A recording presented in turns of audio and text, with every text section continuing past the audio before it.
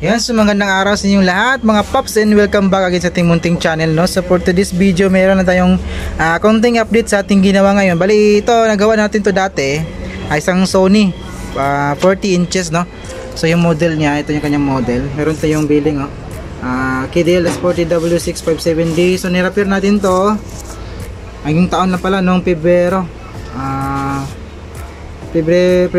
8, 2024, no? Then yung problema niya, panel issue yung ngayon. Panel issue din naman kasi meron siyang backlight pero walang picture. So tinis natin yung kanyang top board, and wala nga yung BGH, BGL natin. Patay yung BO at saka BO natin, pero meron siyang 12 volts na pumapasok sa may top board natin galing sa main board.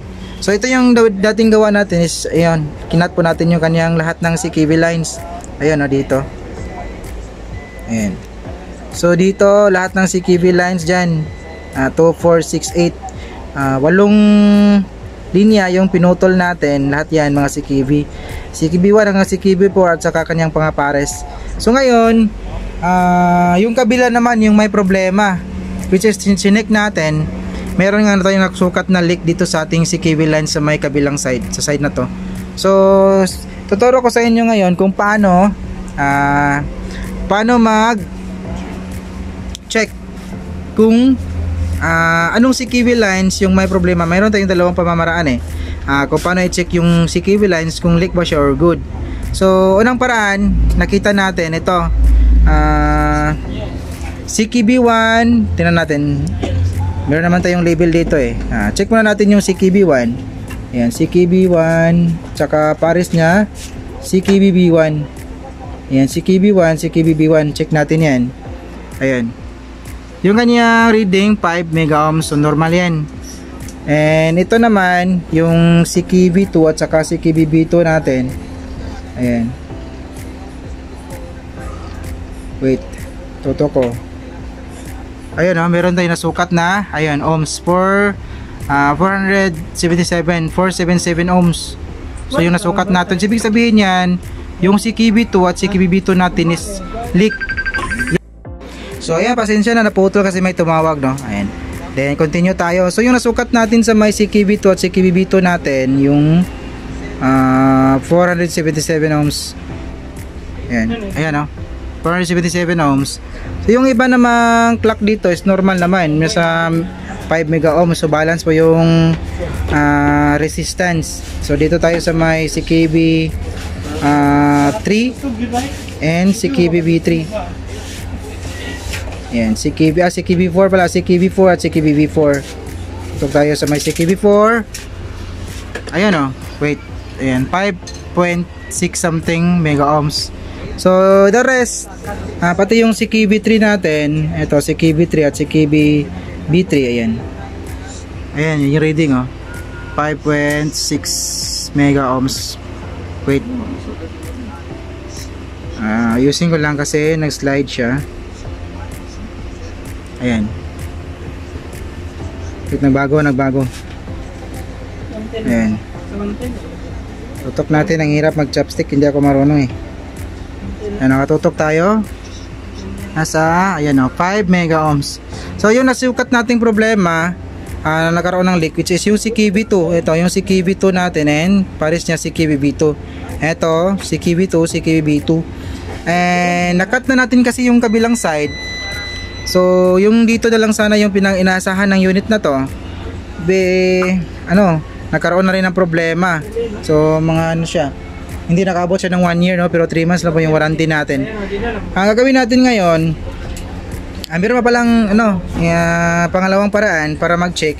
Kasi minsan hindi mo siya makukuha sa ganung paraan hindi mo makuha yung leak sa ganung paraan by pairs. So itong gagawin natin is naka-ground yung ating, ayan naka-ground yung negative natin, tapos isa-isahin mong i-test point or i-test yung mga clock signal kung balance ba yung kanyang supply, yung kanyang resistance. So dito, ayan. So dito tayo mag-umisa sa may CKV1. CKV1 0.7 mega ohms. Ayan So CKV2, tingnan natin yung CKV2. CKV2, wait, CKB2. Nasa mega ohms pa rin yung reading, oh. Ayun, oh. Ayan. Mega ohms yung reading, no? So, meron mga ganong sitwasyon na hindi mo siya makuha sa ganitong paraan. Kundi dun sa may by-fair, kung ano yung pares ng CKB1, yun yung titest mo kung para makuha mo yung or meron, para malaman mo kung meron ba siyang leak. So kapag hindi mo nakuha sa ganung paraan, pwede ang ganitong paraan na isa-isahin mo yung kanyang clock signal, iti-test kung may masukat ka bang leak. Ayan, so dito kahit yung leak na ito yung kahit yung yung kanyang pares na CKB2, yung reading na nasukat natin is mega ohms pa rin, no? Yan, mega ohms. So dito naman sa CKB2, mega ohms din yung reading. So hindi mo siya makukuha sa ganung paraan kung asan yung leak. Pero sa ganitong paraan, by pairs, pares ng CKB lines, kung ano yung pares niya, yun yung titest mo, makukuha mo siya. Tulad nito. Yan, oh. Ayan, CKB2 and CKB2. So meron tayong mga dalawang paraan paano mag-check ng leak na CKB lines. Ayan, so meron na tayong mga ginawang video dito doon sa ating main channel, no? Pero sa dito wala pa siguro, kaya ginawa natin ang video. So gagawin natin ngayon, sana lang at dito sa may side na to, para ma-recover na itong unit na to, bubuhayin natin yung CKB na CKB2 dito. Sana okay pa yung CKB dito na side, kasi kapag may problema din yung CKB na side dito sa may side ng kinat natin dati, kasi dito na side, hindi po lahat ng CKB yan. Nung unang pagkasira, hindi po lahat ng CKB lines na nagkaroon ng leak, pero yung standard natin is kinakat natin lahat, no, para hindi na madama yung iba pang CKB lines na katabi nung may leak. So ngayon, kailangan natin gawin na buhayin yung CKB dito kung normal siya, para mapa-display natin ulit yung unit na to and ma-cut natin yung CKB2 at CKB2 dito na side. Bali dito, parang pag ganitong repair is last option na eh. Dito cut natin yung leak, yung CKB2 at saka CKB2, tapos dito ibabalik natin yung CKB2 at CKB2. So kailangan merong CKB lines na buhay. Kapag kulang yung apat na CKB lines, mawala yung CKB1 or CKB3, makakaroon na po ng problema. Makaka-display siya, pero merong problema yung panel. So para maging buo yung panel, para maging normal, is kailangan kumpleto yung clock na papasok sa kanyang panel. So sana dito ay hindi siya leak, no?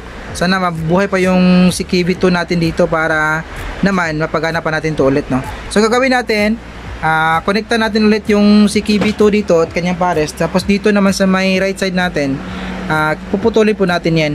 So dito na-cut natin dito kasi dati, kasi nga akala ko na dito yung problema, pero sa kabila pala, kaya dinugtong na po natin yan. Bali na idugtong na po natin to. So dito talaga yung problema nung unang repair natin. Ayan, so balik tayo kapag nagawa na natin, no? So yan mga paps, no, ayan, bali na-connect na po natin yung dito, yung CKB2 at saka CKB2 na pares niyang CKB2. Medyo malabo na yung camera natin, no, kaya kailangan talagang palitan. Ayan, no.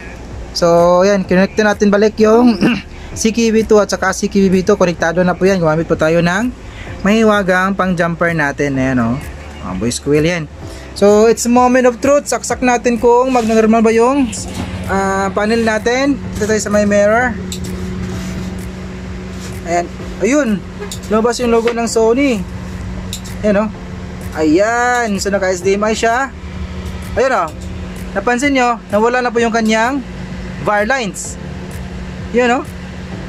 Nag-normal ulit yung unit natin. So successful po yung gawa natin mga paps. Kahit nag-back job, nagawa pa natin ng paraan. Pero hindi ko lang talaga alam kung tatagal yung ganitong paraan, pero mas maganda sana kung mayroon tayong short killer, eh. Di baling meron nang nilabas si Master Joey, no, na diagram. Baka sakaling mayroon tayong oras, makagawa tayo ng sarili nating short killer. Ayan, so wait lang, at kukuha tayo ng itong kanyang pindutan dito para maiset natin dun sa kanyang hindi na lang, kuklose na lang natin siguro to, tapos test natin, pakita natin yung lagyan natin ng source. So ito nga mga paps, no, na-close na po natin yung unit natin. Ayan, So ito naman, makinis natin, no? Makita natin makinis na po yung kanyang display. Wala nang bar lines. Walang horizontal saka vertical bar lines. Smooth po yung kanyang linearity, wala rin fine lines, no? Ayan, so punta tayo sa source. Ito sa my video kasi video input yung gamit natin.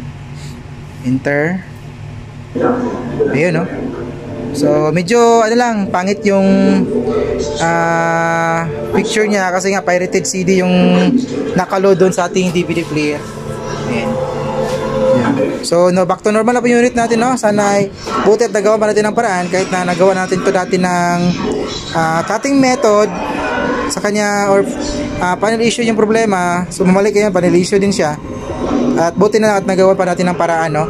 So yun ka lang sa susunod na pagkasira nito kung magawa pa natin ng paraan. Ayan, so hanggang dito lang yung video natin mga paps. Maraming salamat sa mga natsagang nanood, no? Make it with us always, and this is your service day technician. See you in the next video. Peace out.